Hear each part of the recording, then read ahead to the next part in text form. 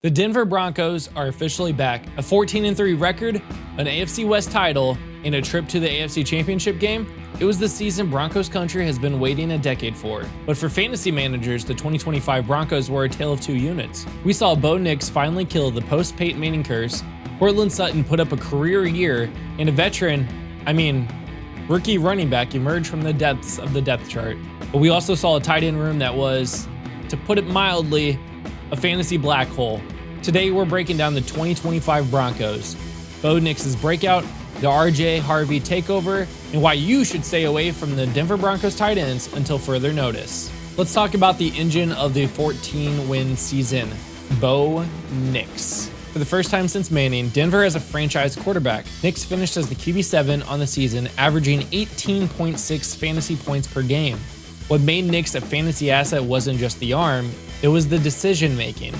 He threw only 11 interceptions all year and took just 22 sacks. His ability to navigate the pocket and get the ball out quick kept the offense on schedule and gave him an incredibly safe weekly floor. He had 3 games with 3+ touchdowns in the regular season and even carried that heat into the playoffs. If you drafted him as a late round flyer, he likely started for you most of the year. While Nix was the engine, Courtland Sutton was the steering wheel. Sutton finished as the wide receiver 13 tied to the Jameson Williams.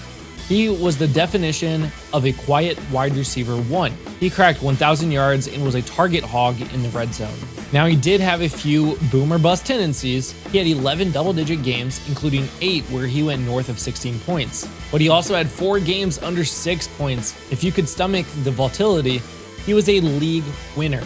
Outside of Sutton, the wide receiver room was thin.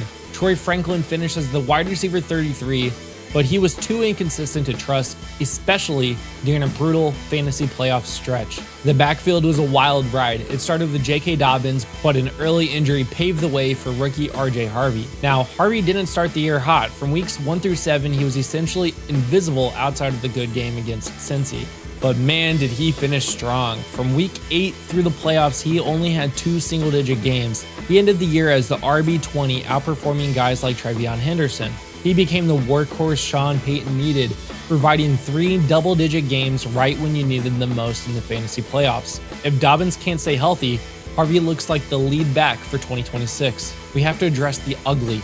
The Broncos' tight end play was arguably the worst in the league for fantasy.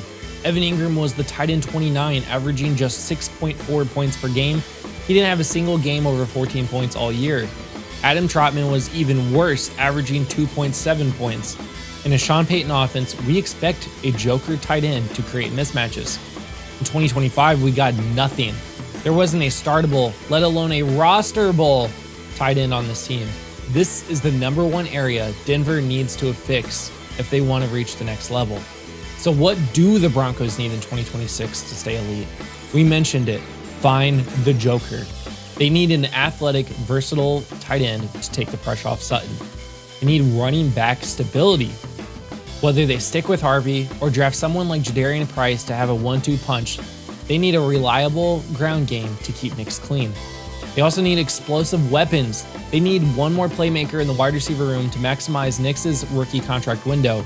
They need somebody better than Troy Franklin if Troy Franklin is never going to break out. They also need discipline. They lack this so much in 2025. Denver led the league with over 1,100 penalty yards. Cleaning that up will lead to more sustained drives and more fantasy points.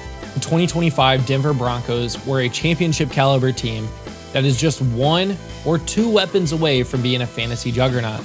Bo Nix is a legit QB1. Courtland Sutton is a rock-solid wide receiver 2 or borderline wide receiver 1. Harvey is a rising RB2 that could increase volume. Is Bo Nix a top 5 QB candidate for 2026 if they actually get him a legit tight end?